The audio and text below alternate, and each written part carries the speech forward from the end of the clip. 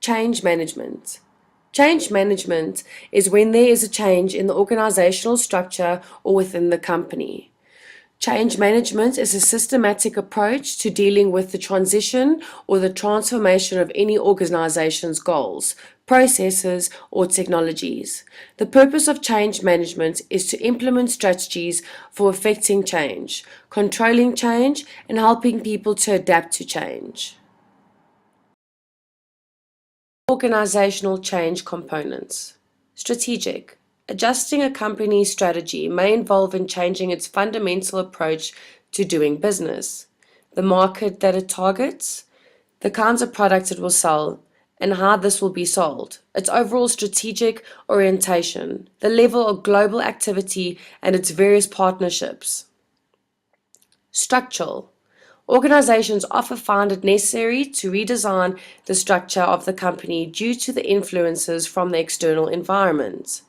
Structural designs involve the change of authority, goals, structural characteristics, and management systems. Culture and people. This is training your staff frequently to help them learn and to redevelop themselves for your company. Technology. A technology change is an organization's production process, how the organization designs and produces a product or service.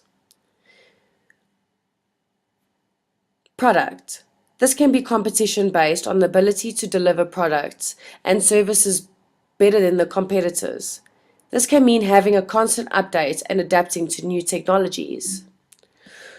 So top reasons why your employees can resist to change is peer pressure, fear of the unknown, organizational politics, poor communication, and there's no trust. Kotters' 8-step model, creating an urgency, which is identifying and highlighting the potential threats in the company. Forming powerful guiding correlations. Form a powerful change of correlation would be useful to teamwork. Also, it will help to identify the effectiveness of change in the leaders in your organization. Developing a vision and strategy.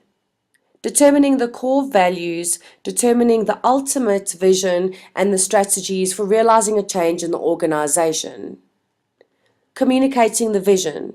Communicate the change and the vision very often and powerfully. Connect the vision with all the crucial aspects, like performance reviews and training your employees. Removing obstacles. Ensure that the organizational process and structures are in place and aligned for your employees to understand the company's vision. Creating short-term wins. By creating short-term wins early in the change process, you can give the feel of victory to your employees, which can also help them feel more important. Consolidating gains. Achieve continuous improvement by analyzing the success stories of the individual. Anchoring change in the corporate culture. Discuss the successful stories to employees to make them feel like they are the reason to the success. The advantages of Kotters' model. It has an easy step-by-step model which provides a clear description and guidance on the entire process of its change. The model involves its employees and can help with the success in the overall process. The disadvantages is skipping a single step might result in a problem. It is very time-consuming, and the 8 steps can cause frustration and a lack of interest among the employees. So, what is a wicked problem? A wicked problem is either a social or cultural problem that is difficult or almost impossible to solve. There are many different reasons, as there can be no clear solution. The problem is not fully understood. The solution is a wicked problem, so there can either be a good or bad outcome, and there's always more than one explanation for a wicked problem. Examples of a wicked problem can be transport, strikes, conflict, poverty, illness, and a lack of education. So the first challenge that Pick n Pay faced was an organizational change that started in 1993.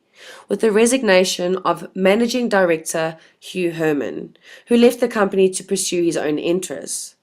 Following his resignation, Renee DeWitt and Gareth Ackerman were appointed joint managing directors of Pick n Pay, and Sean Summers took up the position of deputy managing director. The second challenge that was faced by Pick n Pay was a huge strike in June 1994. This was a turning point for the group. This was the worst strike in the history of Pick n Pay. The crisis caused for a major change in attitude from both parties, and it led to an agreement between Pick n Pay and the SA Commercial Catering and Allied Workers Union. A careful assessment revealed that a fundamental challenge facing the company was the issue of human relationships. It was identified that the key to improve relations was the pursuit of service excellence. The third challenge Pick n Pay faced was in 1996. With the beginning of a new millennium, Pick n Pay needed to rethink the structure to ensure it was in a position to lead the retail industry into the next century. So during the 2000s, Pick n Pay provided two separate divisions: retail and group enterprises. This helped Pick n Pay step up to their competitors. During this time, Pick n Pay also branched out into a family store to reach to more locations with longer trading hours. The fourth challenge that Pick n Pay faced was people not being able to afford food. With prices going up, they were losing business. This led to Pick n Pay thinking and providing the smart shopper and the brand match. This not only made consumers trust the brand, but also set them apart from their competitors. Pick n Pay is a successful example, and I believe companies can overcome some of their wicked problems if investigated and researched properly. Pick n Pay can easily follow the change management structure if necessary. Using the structure to cause effective change in the future, they will need all employees to work through the steps together. Pick n Pay was a good example because the problems were clearly stated with their solution to the wicked problem. Throughout this brief, I've learned the process of change management. This has given me a better understanding on a company's organizational structure and how easily a wicked problem can affect it. But with the kotters 8 steps and the change management process, it is given a structure to follow. So this makes addressing a wicked problem easier.